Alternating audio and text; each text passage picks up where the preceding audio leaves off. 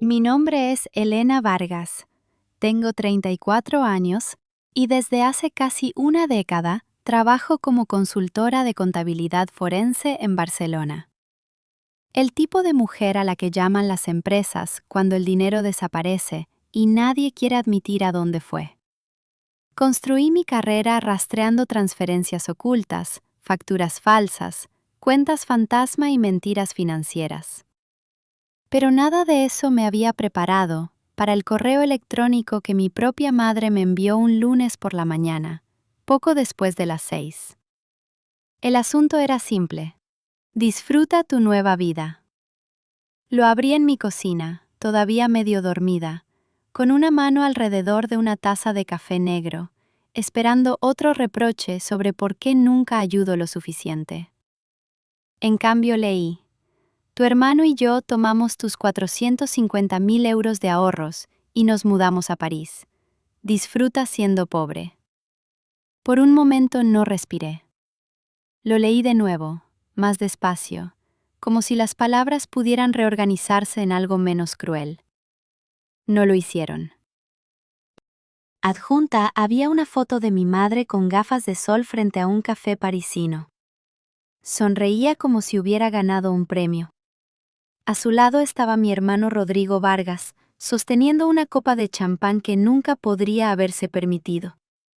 Debajo de la foto había escrito una línea más. Quizás ahora aprendas que el dinero no te hace mejor que tu familia. Mis dedos se enfriaron. La taza se me escapó de la mano y se hizo añicos en el suelo.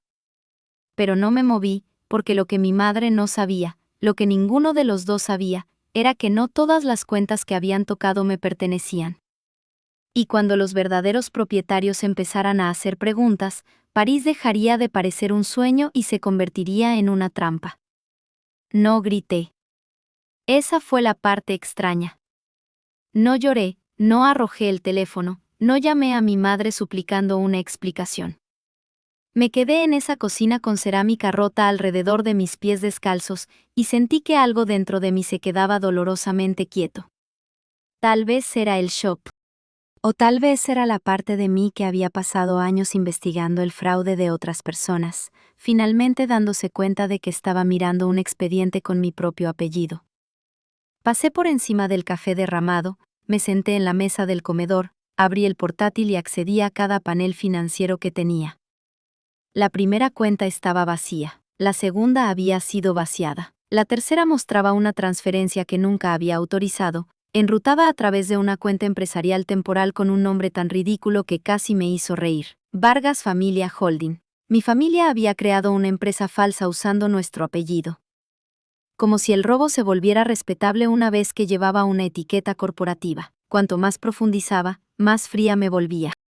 Había transferencias de mis ahorros personales, sí, pero también movimientos de una cuenta de fideicomiso vinculada a una investigación confidencial que estaba gestionando para uno de mis clientes, una empresa de tecnología médica que me había contratado para rastrear fondos de investigación malversados.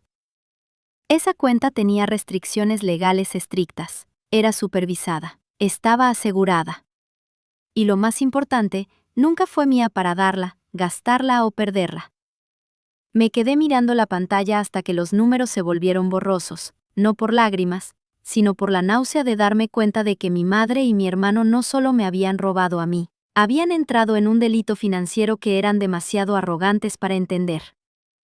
Entonces los recuerdos comenzaron a encajar. Rodrigo preguntando el mes pasado: ¿tienes todo tu dinero en un solo banco? Mi madre insistiendo de repente en que necesitaba mi portátil viejo para imprimir recetas durante una visita a mi apartamento. Fingiendo ofenderse cuando me negaba a hablar de mi trabajo con clientes. Rodrigo bromeando con que mi trabajo sonaba fácil porque la gente rica simplemente te da contraseñas. Lo había descartado todo como ignorancia. Ahora cada pregunta casual parecía una ganzúa. Abrí mi gestor de contraseñas y vi un inicio de sesión desde un dispositivo desconocido 2 noches antes, luego otro desde una dirección IP conectada a un alquiler de corta duración en las afueras de la ciudad. Mi estómago se retorció, no habían actuado por impulso, lo habían planeado. Casi llamé a mi madre, Incluso abrí su contacto y mantuve el pulgar sobre el botón. Alguna parte rota y infantil de mí quería escucharle decir que había sido un error, que alguien la había hackeado, que tenía miedo, que lo sentía. Pero entonces llegó otro correo de Rodrigo, sin asunto, solo una frase. No intentes jugar a la detective, Elena, perdiste. Me quedé mirando esa línea, y algo antiguo dentro de mí se rompió. Hice capturas de pantalla de todo. Descargué extractos. Copié metadatos. Guardé los correos en 3 lugares. Luego llamé a mi mejor amiga, Sofía Ibáñez, que respondió al segundo tono y supo inmediatamente que algo iba mal porque dije su nombre en lugar de hola. Cuando se lo conté, no jadeó dramáticamente ni me dijo que me calmara. Dijo, Elena, no les llames. No les avises. Construye el expediente. Por eso Sofía era mi persona. Me conocía lo suficientemente bien como para saber que primero no necesitaba consuelo. Necesitaba un campo de batalla limpio. Al mediodía, mi cocina seguía cubierta de café seco, pero mi mesa del comedor se había convertido en un tablero de pruebas. Extractos bancarios a la izquierda, registros de dispositivos en el centro, encabezados de correo a la derecha. Contacté con el departamento de fraudes del banco, luego con el responsable de cumplimiento legal de mi empresa, luego con el cliente cuyos fondos fiduciarios podrían haber sido tocados. Cada llamada hacía mi voz más firme. Cada documento hacía la traición menos emocional y más demostrable. Alrededor de las 3, mi madre finalmente llamó. Dejé que sonara. Volvió a llamar. Luego Rodrigo. Luego mi madre de nuevo. En la quinta llamada, dejó un mensaje de voz. Su voz, afilada y molesta, no culpable. Elena, no seas dramática. Estamos en París. Por fin somos felices. Deberías alegrarte por nosotros. Lo reproduje 2 veces, no porque disfrutara del dolor, sino porque quería recordar su tono. No sonaba como una madre que había robado el futuro de su hija, sonaba como una mujer irritada porque su víctima podría quejarse. Esa noche, Sofía vino con comida que no pude comer y un cuaderno que sí pude usar. Se sentó frente a mí mientras yo anotaba cada comentario extraño, cada visita sospechosa, cada momento que había ignorado porque quería creer que la familia no podía ser tan cruel. A las 11:48 de la noche apareció una alerta de fraude automática del Banco del Fideicomiso. Transferencia internacional de alto riesgo en revisión. La abrí. Mi pulso se ralentizó, no se aceleró, se ralentizó. Porque por primera vez ese día entendí la verdad. Mi madre y mi hermano creían que me habían robado y habían escapado a París, pero lo que realmente habían hecho era activar una alarma de incendios en un edificio lleno de investigadores, abogados, auditores y agentes de cumplimiento. Y estaban de pie en el vestíbulo sosteniendo la cerilla. A la mañana siguiente me reuní con Pilar Montoya, una abogada especialista en delitos financieros recomendada por el director de cumplimiento de mi empresa. Su despacho daba al puerto, pero apenas noté la vista. Llevaba una carpeta tan gruesa que la recepcionista la miró 2 veces, probablemente asumiendo que era otra consultora entregando documentación, no una hija entrando con pruebas de que su propia madre había vaciado sus cuentas. Pilar era serena de una manera que hacía la habitación más fría. No me interrumpió mientras explicaba los ahorros robados, la empresa falsa, el acceso no autorizado al dispositivo, los retiros parisinos y la posible contaminación de la cuenta fiduciaria. Solo hacía preguntas cortas, cada una más afilada que la anterior. ¿Quién tenía acceso físico a su portátil? ¿Conocía su madre sus preguntas de seguridad? ¿Recibía su hermano correo en su dirección? ¿Se transfirieron realmente fondos del cliente o solo se accedió a ellos? Cuando terminó, tenía las manos apretadas bajo la mesa, luego se recostó y dijo, Elena, necesito que entienda algo. Esto no es solo una disputa familiar. Si sus pruebas son exactas, esto es robo de identidad, fraude electrónico, apropiación indebida de fondos y posiblemente intento de robo de una cuenta fiduciaria protegida. Las palabras deberían haberme asustado. En cambio, me dieron la sensación de que el suelo por fin había dejado de moverse. Había pasado 24 horas preguntándome si estaba siendo demasiado dura, demasiado fría, demasiado incapaz de perdonar. La frase de Pilar cortó esa niebla. Esto no era drama, era un delito. Aún así, me advirtió que los casos familiares son feos porque los ladrones con ADN compartido a menudo esperan inmunidad emocional. La llamarán cruel, dijo. Dirán que eligió el dinero sobre la familia. Intentarán hacerla responsable de las consecuencias de sus propias decisiones. Casi me reí, porque había descrito a mi madre perfectamente. Carmen Vargas había construido toda su maternidad sobre deudas disfrazadas de amor. Cuando tenía 16 años, tomó prestado el dinero de mi trabajo de verano para pagar las facturas, y luego le compró a Rodrigo una consola de videojuegos la semana siguiente porque necesitaba un triunfo. Cuando tenía 21 años, lloró hasta que avale un pequeño préstamo por ella. Luego no pagó 3 cuotas y me dijo que el mal crédito me enseñaría humildad. Cuando me gradué, me abrazó frente a los familiares y susurró: «No olvides quién sacrificó por ti». Aunque había pagado mi carrera con becas y trabajos de contabilidad los fines de semana. Durante años, me había entrenado para confundir la culpa con el deber. Ahora simplemente había escalado la lección a 450.000 euros. Pilar escuchó mientras le contaba esos recuerdos, no porque fueran necesarios legalmente, sino porque explicaban por qué había ignorado tantas advertencias. Asintió una vez y dijo: «La manipulación suele empezar en pequeño. La gente no roba $500,000 a alguien a menos que ya haya practicado robando límites». Esa frase se quedó conmigo. Preparamos presentaciones de emergencia ese mismo día. Informes de fraude, disputas bancarias, cartas de preservación, una orden de restricción temporal contra más actividad en las cuentas y una demanda civil nombrando a Carmen Vargas y Rodrigo Vargas como demandados. Pilar también contactó con el departamento legal del banco fiduciario para separar mi pérdida personal de los fondos protegidos del cliente, demostrando que había reportado el problema inmediatamente y no había autorizado ningún movimiento. Esa parte importaba. Mi carrera dependía de la confianza, y mi madre había puesto sus manos no solo alrededor de mi dinero, sino también alrededor de mi nombre. Al anochecer llegó la primera congelación. La cuenta falsa de Vargas Familia Holding fue bloqueada. 2 tarjetas internacionales vinculadas a ella fueron suspendidas. Una reserva de apartamento de lujo en París falló en la autorización de pago.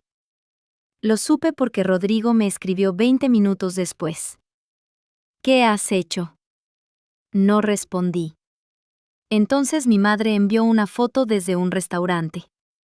Mantel blanco, iluminación dorada, pequeños platos dispuestos como joyas, con el mensaje: «Puedes congelar tarjetas, pero no puedes congelar a la familia. Deja de avergonzarte». Lo reenvié a Pilar, respondió con 3 palabras. «Excelente. Más pruebas». Ese se convirtió en mi ritmo. Me insultaban, lo archivaba. Me amenazaban, lo sellaba con fecha y hora. Publicaban fotos de vacaciones. Las guardaba. En las redes sociales fingían que París era un nuevo comienzo. Mi madre tituló una foto: «Por fin libre de personas tóxicas». Rodrigo publicó: «Algunos sabemos cómo disfrutar la vida en lugar de acumular dinero». Sus amigos daban me gusta a las publicaciones. Una prima comentó: «Qué feliz me alegra veros así». Me quedé mirando ese comentario más tiempo del que debería, dándome cuenta de que mi familia probablemente le había contado a todos que yo era egoísta, inestable, tal vez incluso difícil. Durante una hora dolorosa quise defenderme públicamente. Quise publicar capturas de pantalla, extractos, pruebas. Sofía me disuadió. Deja que el tribunal sea tu sección de comentarios, dijo. Así que guardé silencio. No un silencio débil, sino un silencio estratégico. El tipo de silencio que deja que las personas arrogantes sigan hablando hasta que se entierran a sí mismas.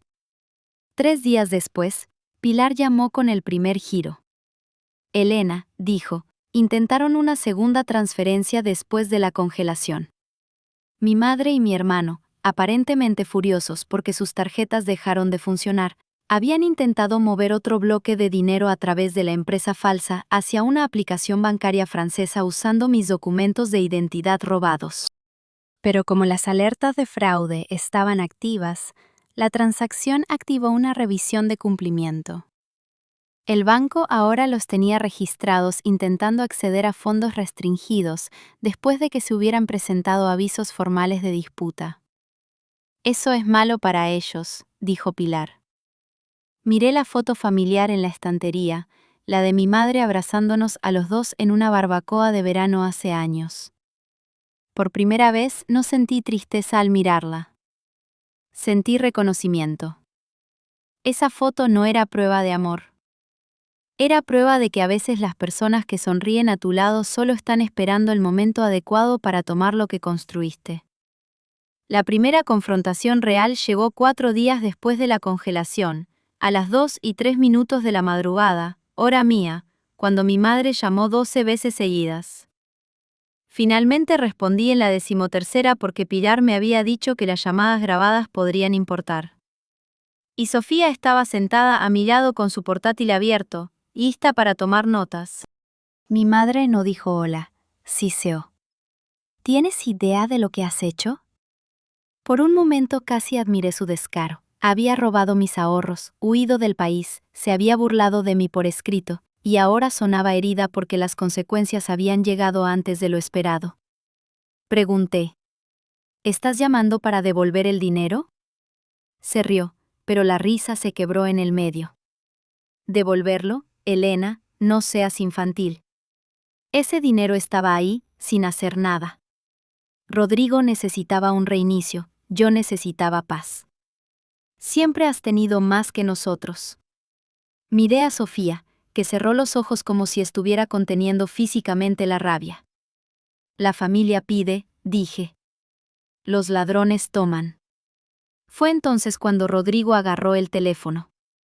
Escuché ruido de calle detrás de él, luego su ira sin aliento. Lo estás arruinando todo, Elena.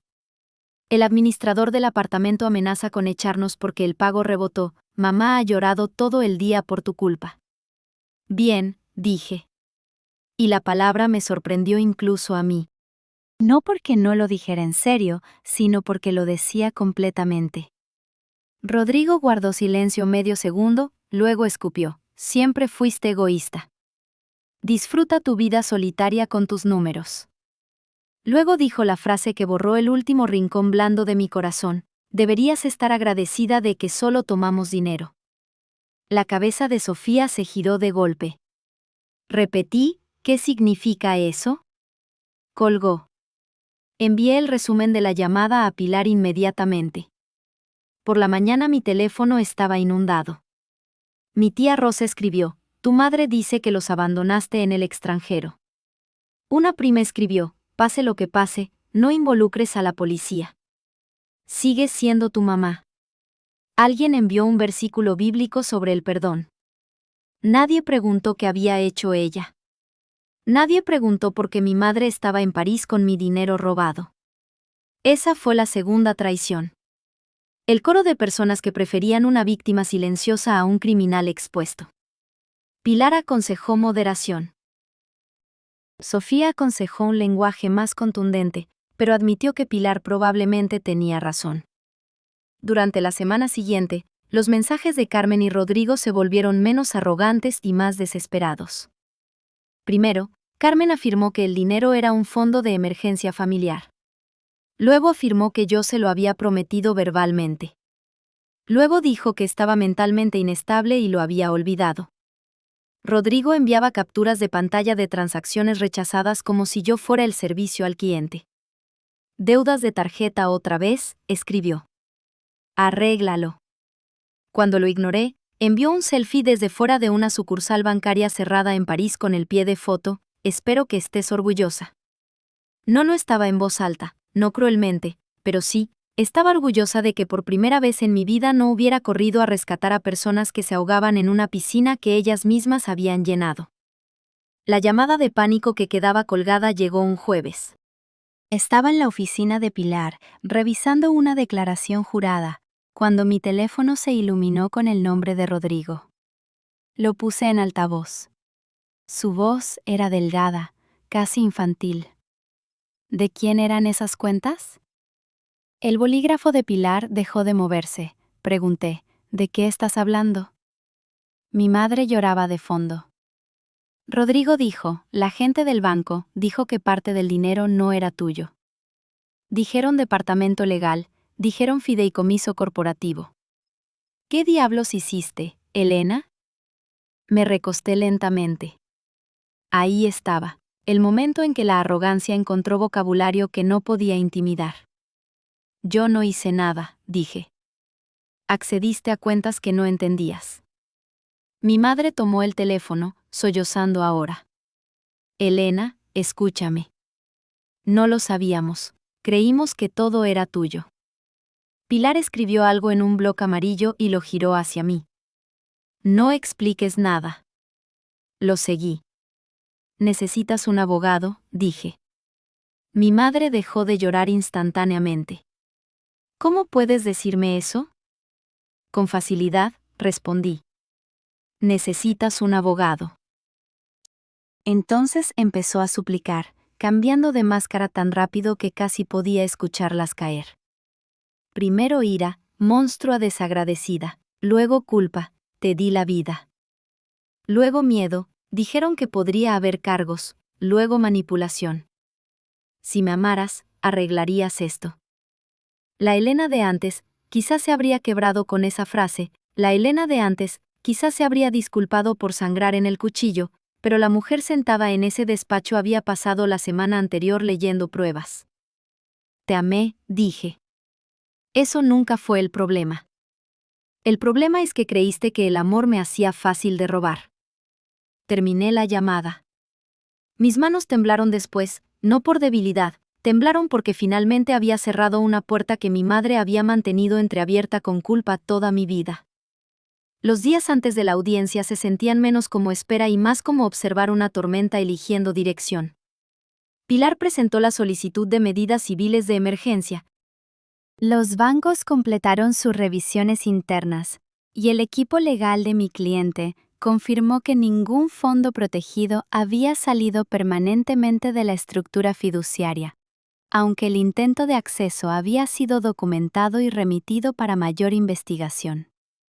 Eso salvó mi carrera, pero no suavizó el daño. Todavía tuve que explicar a mi empresa por qué mi identidad robada había sido usada en un intento de tocar cuentas vinculadas a clientes. Me senté en una sala de conferencias de cristal con 2 socios, un responsable de cumplimiento y una representante de recursos humanos, mientras hacían preguntas cuidadosas y formales que me hacían sentir simultáneamente apoyada y expuesta. Respondí todo. Mostré cronologías, mostré el informe policial, mostré los escritos de Pilar. Al final, uno de los socios, un hombre tranquilo llamado Andrés Blasco, cerró la carpeta y dijo: Elena, hizo exactamente lo que debía hacer.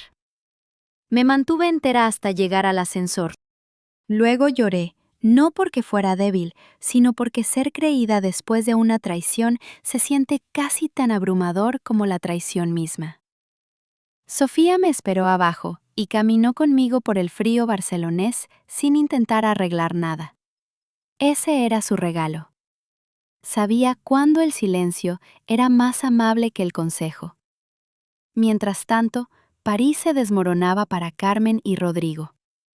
El apartamento de lujo canceló su reserva extendida después del pago congelado.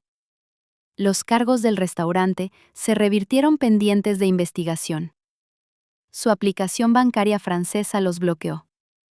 El empleador de Rodrigo, una empresa de ventas regional en Valencia, se enteró de que había salido del país sin aprobación mientras pretendía trabajar en remoto desde casa.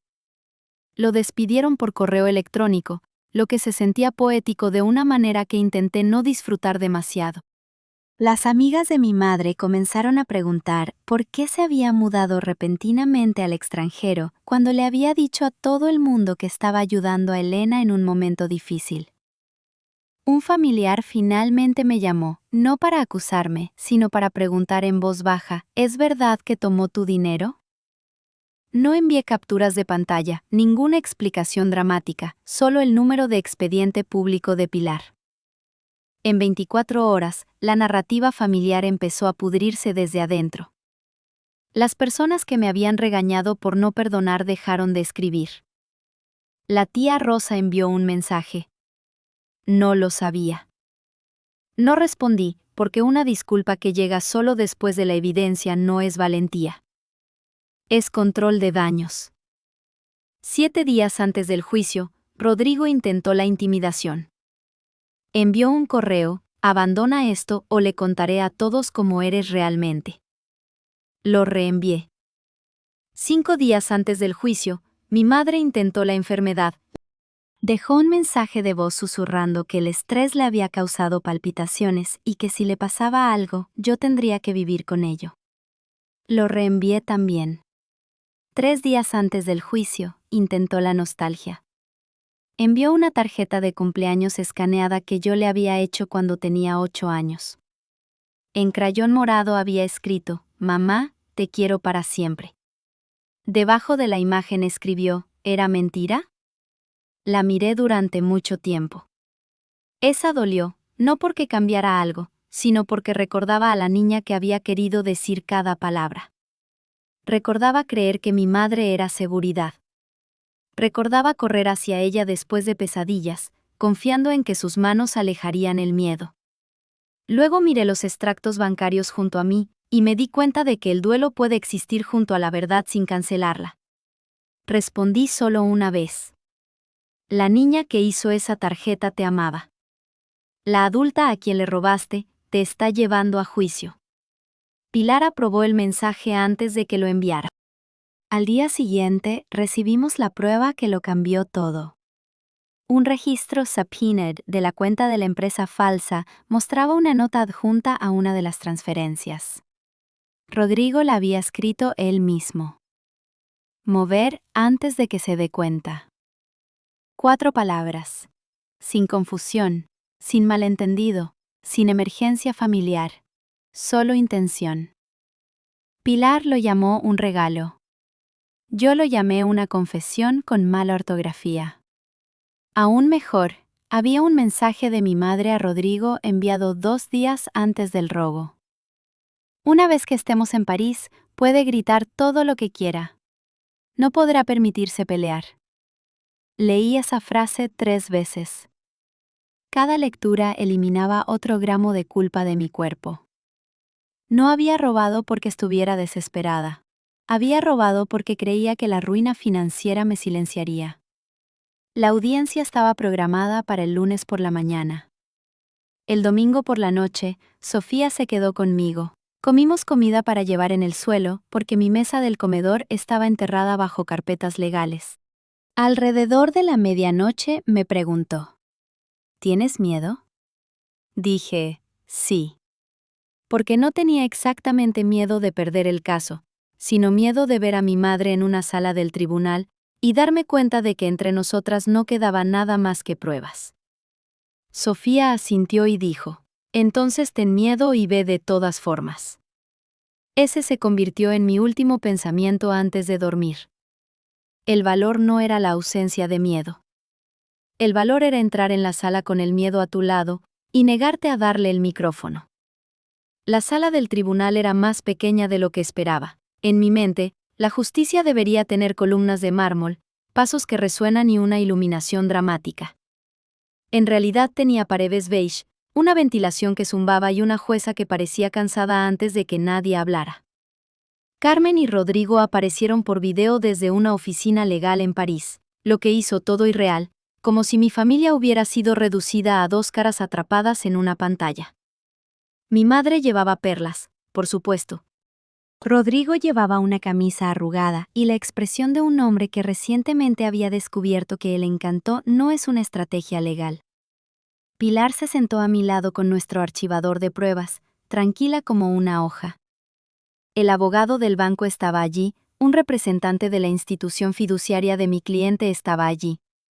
El responsable de cumplimiento de mi empresa estaba al fondo. Creo que fue entonces cuando mi madre finalmente entendió que esto no era una disputa familiar privada que pudiera sofocar con lágrimas. Había demasiados profesionales en la sala, demasiados registros, demasiadas personas a quienes no les importaba que me hubiera dado a luz. Pilar abrió presentando la cronología: acceso no autorizado, creación de empresa falsa, uso indebido de identidad, ahorros personales vaciados, intento de contacto con fondos fiduciarios restringidos vinculados al cliente, gastos internacionales y continuos intentos después de los avisos de fraude. No elevó la voz ni una sola vez. No era necesario. Los hechos tienen su propio sonido cuando están correctamente ordenados. El abogado de mi madre intentó argumentar confusión. Dijo que Carmen creía que los fondos eran recursos familiares compartidos. Pilar mostró el correo electrónico. Disfruta siendo pobre. Argumentó que Rodrigo no entendía las cuentas. Pilar mostró. Mover antes de que se dé cuenta. Argumentó que no había habido intención maliciosa. Pilar mostró. No podrá permitirse pelear. El rostro de la jueza cambió después de eso. No dramáticamente, solo lo suficiente. Una tensión alrededor de la boca, una pausa antes de la siguiente nota.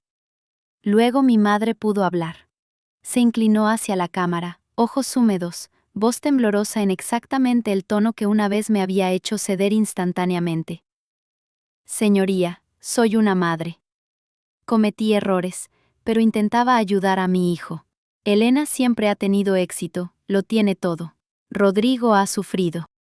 Pensé que como familia podíamos equilibrar las cosas. Equilibrar, esa era la palabra que elegía para el robo. La jueza preguntó a mi madre si yo le había dado permiso escrito para usar los fondos. Carmen miró hacia abajo. Por escrito, no. ¿Verbalmente?, preguntó. Ella dudó. Como su madre, creía que. Eso no es lo que pregunté. El silencio posterior fue lo más honesto que mi madre me había dado en años. Luego habló Rodrigo, lo que fue un error. Dijo, mire, Elena está haciendo esto más grande de lo que es. Siempre ha sido dramática con el dinero.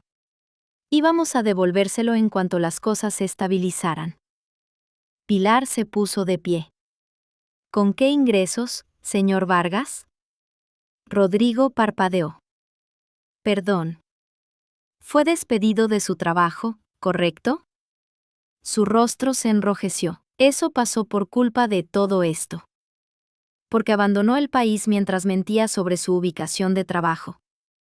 Correcto. Miró hacia otro lado. Pilar continuó, y antes del despido, su saldo de ahorros era de menos de 2.000 euros. ¿Correcto? Rodrigo murmuró algo. La jueza le pidió que respondiera. Sí. Entonces, cuando dice que tenía intención de devolver 450.000 euros más honorarios más posibles daños, ¿qué plan de reembolso específico existía? Rodrigo no tenía respuesta. Mi madre empezó a llorar más fuerte. Durante años sus lágrimas habían sido sirenas de emergencia en mi sistema nervioso.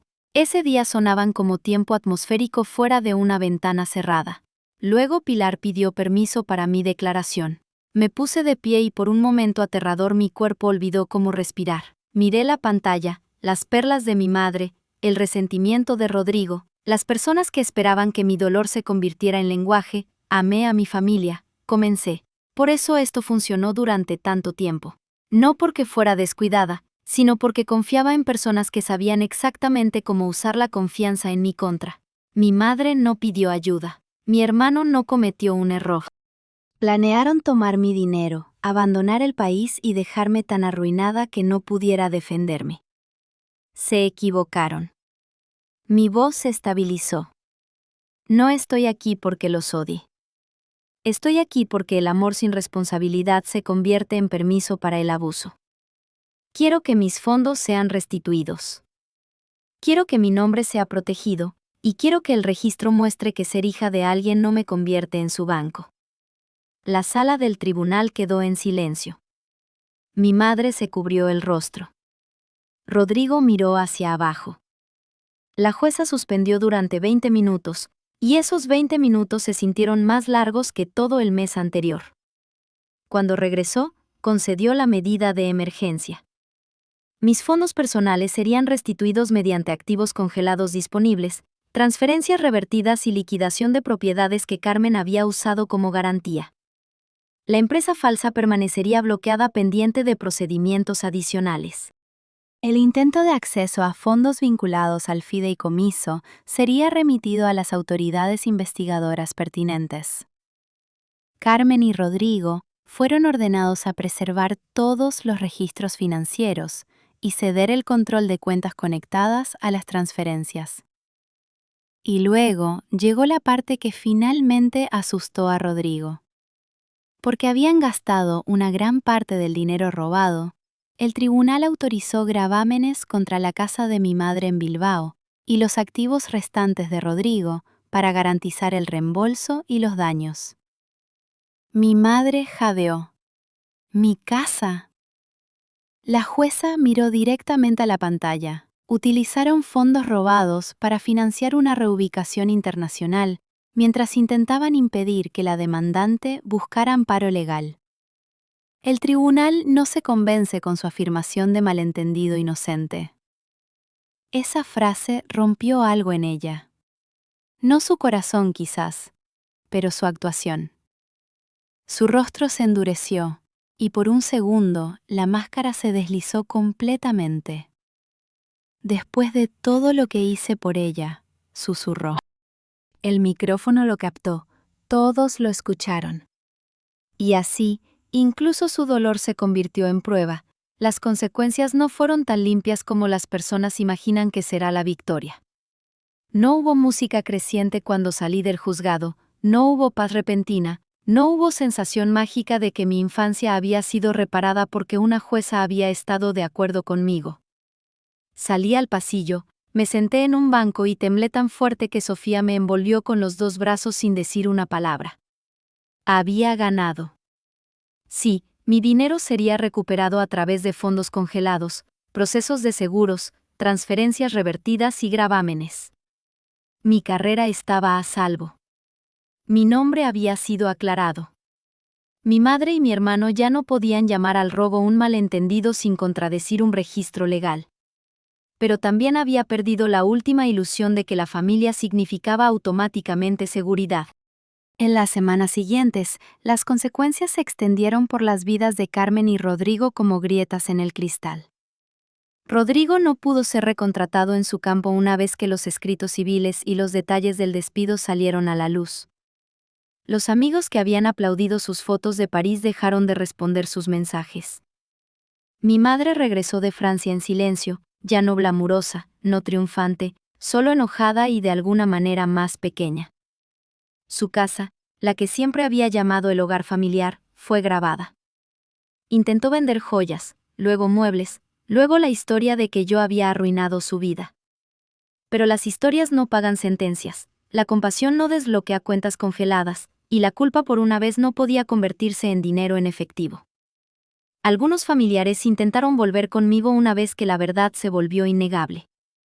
La tía Rosa envió una larga disculpa diciendo que debería haber preguntado antes de juzgarme. Una prima me invitó a la cena de Navidad, como si una comida festiva pudiera cubrir el olor de la traición. No le agradecí a nadie finalmente creer en las pruebas. Quizás eso suena frío, pero hay un agotamiento especial en que te pidan que aprecies a personas que solo dejan de hacerte daño cuando la evidencia hace que la negación sea vergonzosa. Mi madre me envió un correo electrónico por última vez, 3 meses después de la audiencia. El asunto era, por favor, Casi lo eliminé sin leer, pero alguna parte de mí necesitaba saber qué versión de ella había sobrevivido a los escombros.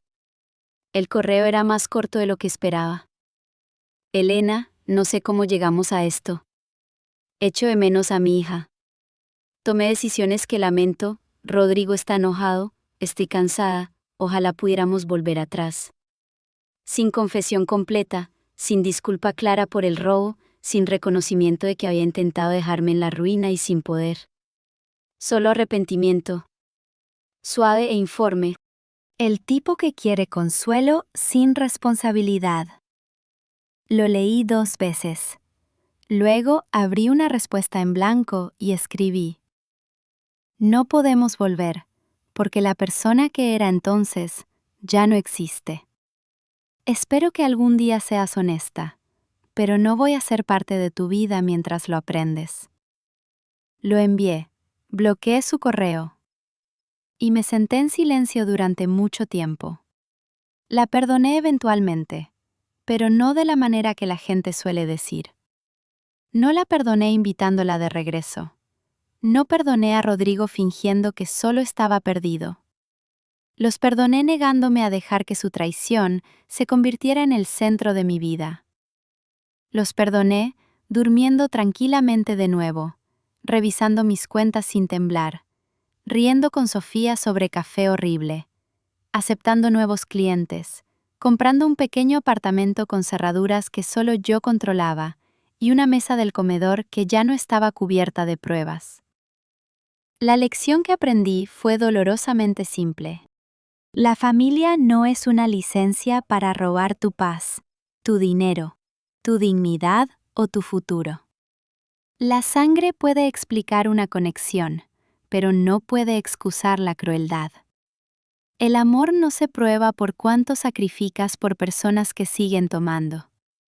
A veces el amor por ti mismo comienza en el momento en que dejas de pagar las deudas emocionales que ellos inventaron. Mi madre pensó que tomar 450.000 euros me dejaría impotente. En cambio, me mostró exactamente cuán poderosa me volví cuando dejé de rogar a personas deshonestas que me amaran honestamente. Y si alguna vez has sido traicionada por alguien en quien se supone debías confiar, recuerda esto. Protegerte no es egoísmo. Pedir justicia no es crueldad. Alejarte de personas que solo te valoran cuando pueden usarte no es traición, es supervivencia. Así que dime honestamente, si tu propia familia hubiera robado todo lo que construiste y luego pidiera perdón solo después de ser atrapada, ¿la perdonarías o te irías como yo?